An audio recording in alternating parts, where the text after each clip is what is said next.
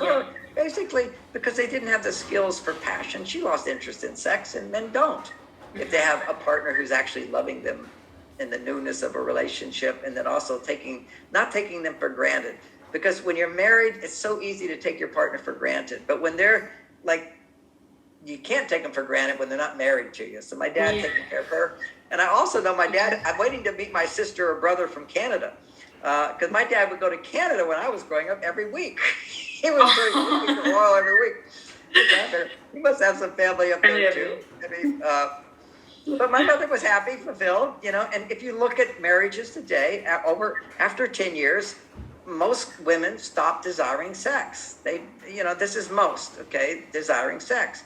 Now, if they practice my skills, they'll continue to desire sex, okay? And why is that? Because when you have estrogen going up and you have a little testosterone, you have sexual desire. This is strong sexual desire. If your estrogen goes very high, then your testosterone naturally comes up without having to inhibit estrogen. See, when you're out solving problems, making money, you're making testosterone, but you're not having estrogen at the same time. Usually your estrogen's going down as you're going out. Unless, as you said, when you have a job or you're doing something where you feel supported, like raising a child, unconditional love, you're on your male side, solving problems all the time, running the house, running this person, caring for a person's life, what a masculine thing that is, but you're getting unconditional love at the same time.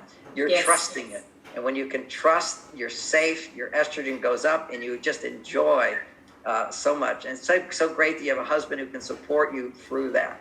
Because now what we do is our government rewards women for being unmarried. Okay, if you have children without a husband, you get money from the government. How insane is rewarding women for being single. One of my clients, she kicked her boyfriend out of the house because even a guy living in her house, if guy was living in her house and she wasn't married, she could get college tuition paid for. Just insanity what we've done.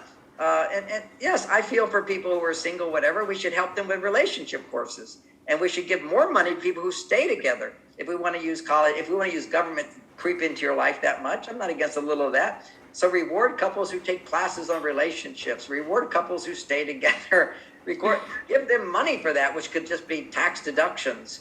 If you're going to help single women, you should help married couples. We reward the positive, and not reward the negative, but to support the people in need. That's very important. But we should all be treated the same. I mean, it's if you do well, you get more. That's the way the world is. If you can't do well, you get helped out. But if you do well, you get more. And the life will always, this equity thing is nonsense. And people don't understand this word inclusion, equality. First of all, equality.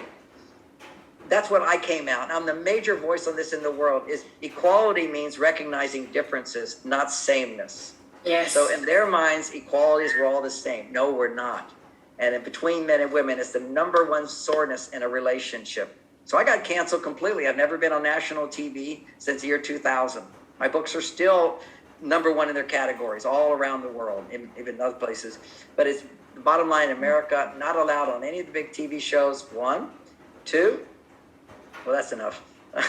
It's equity, but I was trying to explain. People don't understand it. Equity means same outcome, regardless of what you put towards the out goal. We all get a prize. We all get paid the same. We all get the same opportunity. We get the same, not same opportunity to be judged based upon our competence and our character.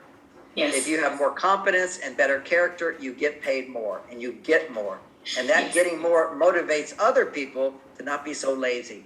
And so what you got there is a consciousness of masculine and feminine. Here's how it looks. The masculine side of us grows by achieving and accomplishing, by being of service to others, and gets rewarded based upon how successful they are. So you have children, but you also have the child who is sick or has a challenge, a problem. You often give more to that child in the family because they need more attention. They need more support. The parents give them more love, actually, because, I got to take care of you. I got to ignore the kid who's a high achiever. But the world will support the higher achiever.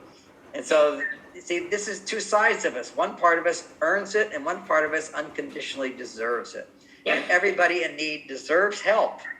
But in many cases, the way you help somebody, the old biblical phrase, which is rather than give a man fish, you teach him how to fish.